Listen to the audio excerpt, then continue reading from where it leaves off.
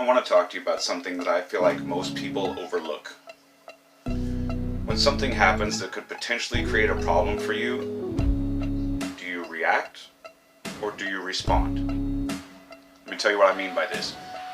Reacting is thoughtless, mindless.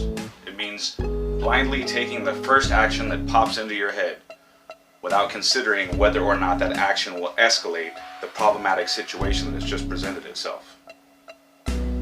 But responding requires thought. It means thinking before you take any action. It means recognizing how you feel about a situation and then asking yourself why you feel that way. And then consciously deciding what the next step is. You see, reacting is easy. It's almost involuntary. Anyone can do it, and most people do.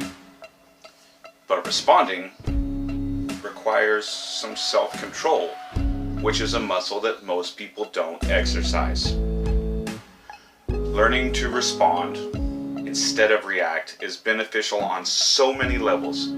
It's beneficial in dealing with others, it's beneficial in dealing with yourself, and it's beneficial in other ways that I'll get to in just a minute. So let's start with dealing with others. Gut reactions can cause a myriad of problems when you're dealing with other people. But taking the time to think about how you're going to respond before you do it can often smooth out an already tense situation. In dealing with yourself, you have nothing to hide, so it's probably extremely common for you to follow through with your gut reactions. But if you look back on your life, I'll bet you can find plenty of moments where if you had made a conscious effort to respond instead of just running with an initial reaction, your current circumstances might be very different. Let me tell you something that helps me remember to respond instead of react. Many years ago, there was a scientific study done which concluded that when you are angry, your brain releases a chemical that temporarily lowers your IQ. So basically, getting angry makes you stupid.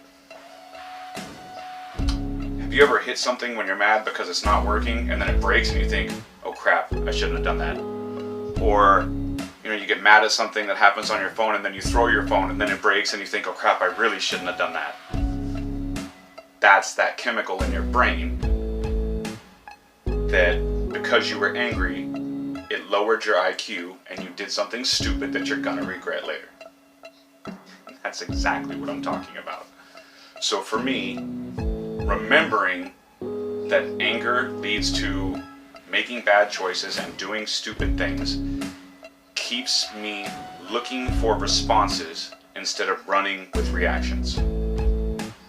But the biggest challenge for me and the best practice in respond versus react is the art of being a parent. When I was a kid, there was a common phrase that I hated hearing from adults, and it was, because I said so. I hated that phrase because there was no thought or logic behind it. There was no reason. It didn't answer my question, and even worse, it meant that what I thought didn't matter. So I swore that when I became a parent, I would never answer my kids with that phrase, because I said so. Stupid. I want my kids to think for themselves. I want them to ask a lot of questions. So I always do my best to respond with logical answers, no matter how much I may feel like just following an initial gut reaction. The art of respond versus react is just like anything else in life. The more you do it, the easier it gets. So keep practicing. Make an effort to keep responding instead of reacting.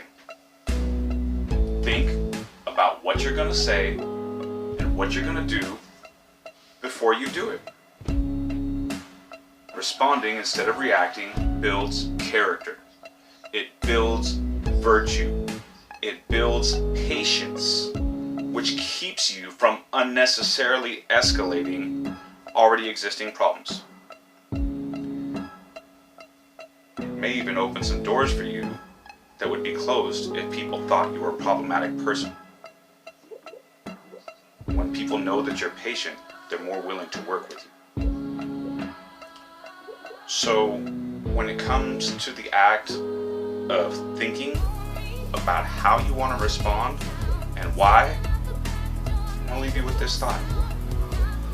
You have nothing to lose and everything